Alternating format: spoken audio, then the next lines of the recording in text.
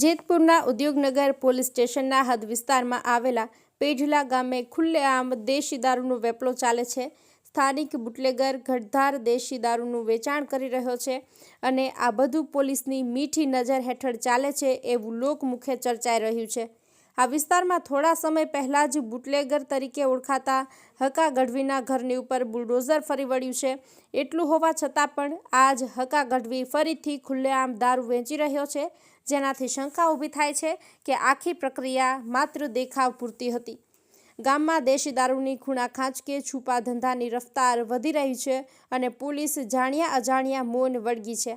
પ્રશ્ન એ છે કે શું ઉદ્યોગનગર પોલીસ સ્ટેશનના અધિકારીઓને આ વાત ખબર હોવા છતાં પણ કોઈ પગલાં નથી લઈ રહ્યા, કે પછી શું પોલીસની મીઠી નજર હેઠળ જ આ બધું ચાલી રહ્યું છે, કે પછી ગેરકાયદેસર ધંધામાં પણ કોઈ અંદરખાના સંકલા છે?